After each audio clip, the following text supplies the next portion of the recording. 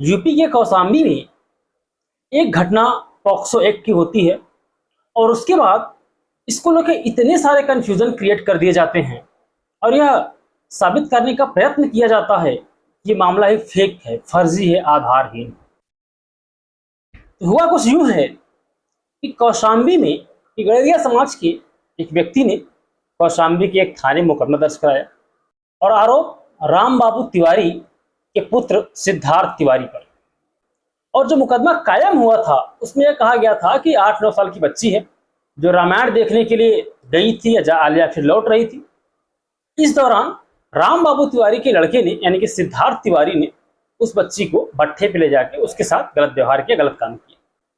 अब राम बाबू तिवारी ये कहते हुए थाने पहुंच जाते हैं कि ये सब कुछ केस ही फर्जी है और इसलिए हमारे पुत्र को फंसाया जा रहा है, आप इसको छोड़ दीजिए या फिर हमारी क्रॉस FIR लिखिए वरना मैं आत्महत्या कर लूंगा। जबकि ये पहले से ही जहर खा के थाने पहुंचे हुए थे। ऐसी रिपोर्ट्स आप देखेंगे वेबसाइट पर छपी हुई, मेरी कोई अपना खुद का रिपोर्ट नहीं है। और पुलिस ने ये समझाया, जो भी बातचीत की हो उस वक्त, ये नहीं माने, इनकी मौत हो जाती है। और इसके बाद मान लो पूरा केस ही एकदम पलट गया।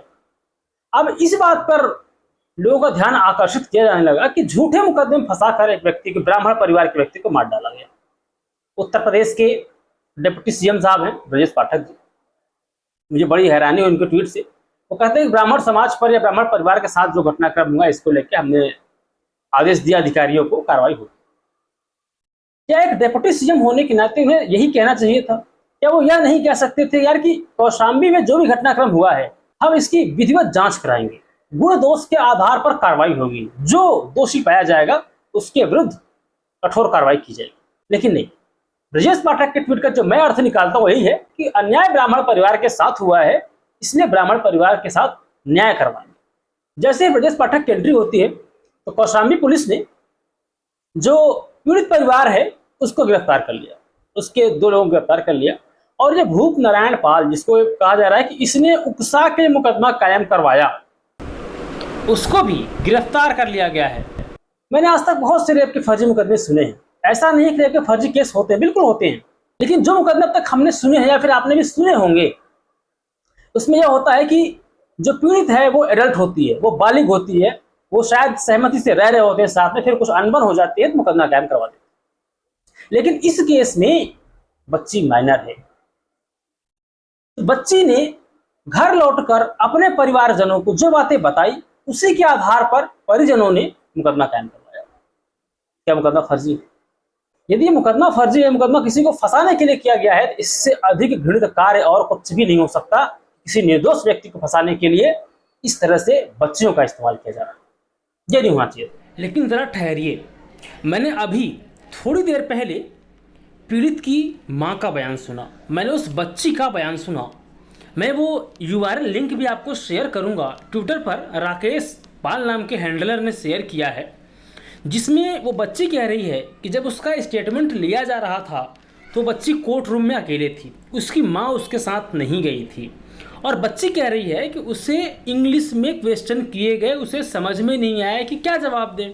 और बच्ची की माँ कह रही है कि मैं तो कोर्ट रूम के बाहर थी, मुझे तो अंदर ले ही नहीं गया, तो मैंने तो कोई बयान ही नहीं दिया, और बयान से पलटने का तो सवाल ही नहीं है। और बच्ची की माँ ने एक बात और कही कि इस घटना के बारे में जैसे ही बिटिया ने उसे बताया, वो तुरंत राम बाबू तिवारी के घर गई ओरहन लेके, बताने के लिए कि आपके बेटे ने कुकर्म किया है। तो गुस्से में आके राम बाबू तिवारी ने सिद्धार्थ तिवारी को वहीं पर चप्पलों से पीटना शुरू कर दिया और फिर ये धमकी दी कि जाओ जो उखाड़ना है उखाड़ लो। लेकिन ड्यू प्रोसेस होता क्या है पॉक्सो एक्ट में, वो मैं आपसे शेयर करना चाहता हूँ। अगर पॉक्सो एक्ट की धारा मुकदमा दर्ज होता है तो सर्वप्रथम पुलिस FIR करेगी और फिर जांच करेगी पहले, और जांच के उपरांत जब ये सुनिश्चित कर लेगी कि हाँ ये मामला उचित है, इसमें पॉक्सो की धाराएं लगनी चाहिए, धाराएं लगेंगी और फिर गिरफ्तार किया जाएगा। उसके बाद पीड़ित का मेडिकल टेस्ट कराया जाएगा। क्या इस कौशाम्बी वाले प्रकरण में ये सारी बातें फॉलो की गई कि जब भी पॉक्सो एक्ट में किसी बच्ची को कोर्ट में लाया जाता है तो वहां पर स्टेटमेंट के दौरान बच्ची के माता पिता और जो डिस्ट्रिक्ट लेवल की चाइल्ड कमेटी होती है उसके स्टाफ और कुछ फीमेल स्टाफ होते हैं, मेडिकल के स्टाफ फीमेल वाले, उनके समक्ष सारी बातें कही जाती हैं। और जो मजिस्ट्रेट या फिर जो न्यायाधीश मौके पर होते हैं, जो उनकी जिम्मेदारी है कि वो उस बयान को उसी शब्दों में as it is word to word उसी शब्दों में उसी तरीके से लें जिस तरह से बच्ची कह रही है। जब वहां पे ये खबर आई कि बच्ची बयान से पलट गई है तो कुल मिला के वहीं से मामला कमजोर पड़ गया और आरोपी को जमानत मिल गई। लेकिन सिर्फ इस आधार पर आप नहीं कह सकते कि पूरा केस ही फर्जी था या केस में दम नहीं। क्या इस केस में मेडिकल परीक्षण करवाया गया? मुझे यह सब नहीं पता कि मेडिकल परीक्षण हुआ कि नहीं हुआ, और यदि हुआ तो रिपोर्ट कहाँ है, और नहीं हुआ तो ये पॉक्सो एक्ट के ड्यू प्रोसेस का शुद्ध रूप से वायलेशन है। अच्छा एक बात और, क्या बच्ची का साइकोलॉजिकल टेस्ट करवाया गया? मेडिकल परीक्षण के भी कुछ नियम है। किसी भी स्थिति में रेप केस में सैंपल लेने की जो टाइमिंग होती है वो 3 से 5 दिनों के अंदर सैंपल ले लेना चाहिए, लिया जाना चाहिए। इसके बाद अगर आप सैंपल लेते हैं तब वो रिपोर्ट कभी एक्यूरेट हो ही नहीं सकती। यह अलीगढ़ मेडिकल कॉलेज का स्टेटमेंट है। अभी आप जाके गूगल करेंगे कई नामी गिरामी वेबसाइट पे खबर छपी हुई है।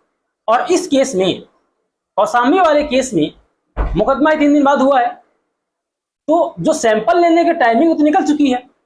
अब आप दुनिया के सारे टेक्नोलॉजी लगा लीजिए, सारे मेडिकल साइंस, आयुर्विज्ञान जो भी अवेलेबल मिल से लगा लीजिए, आप कभी साबित नहीं करवा पाएंगे कि ऐसा कुछ हुआ भी था।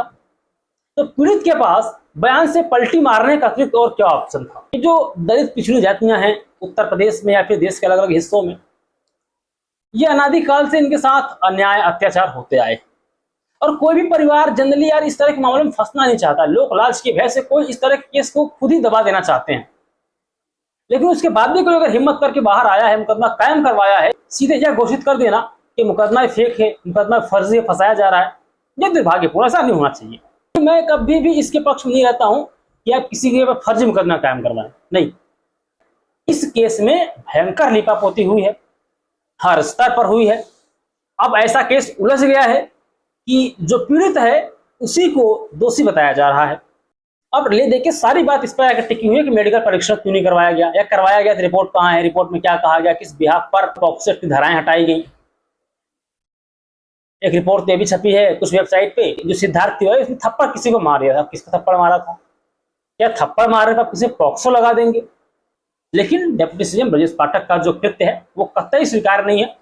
As a deputy chief minister आप एक संवैधानिक पोस्ट में हैं, आप किसी व्यक्ति के व्यक्तिगत संपत्ति नहीं है, आप किसी के रिश्तेदार नहीं है, आप पूरे उत्तर प्रदेश के और पूरा उत्तर प्रदेश आपका। लेकिन इस मुकदमे में आपका आचरण बहुत ही व्यक्तिगत है, बहुत ही नैरो है सर। ये किसी भी स्थिति में एक्सेप्टेबल नहीं हो सकता है। कम से कम उस अति पिछड़े और वंचित वर्ग के प्रति तो एकदम आपका रवैया बेहद ही बायस्ड है सर, बहुत ही पूर्वाग्रहित है और एक तरफा है। तो इस तरह के मुकदमों में जानबूझकर इसमें इतना घोल माठा कर दिया जाता है कि सच कभी सामने आ ही नहीं पाए। जिसने मुकदमा कराया आज वो जेल में है, और जो जेल में था, पॉक्सो एक्ट में था, वह जेल से बाहर है, बेल पर है। फिलहाल इस वीडियो में इतना ही, और मैं आपसे यही कहना चाहूंगा कि किसी भी स्थिति में किसी की यार ऐसा कुछ नहीं करिए जिससे कि विधि की व्यवस्था भंग होती हो।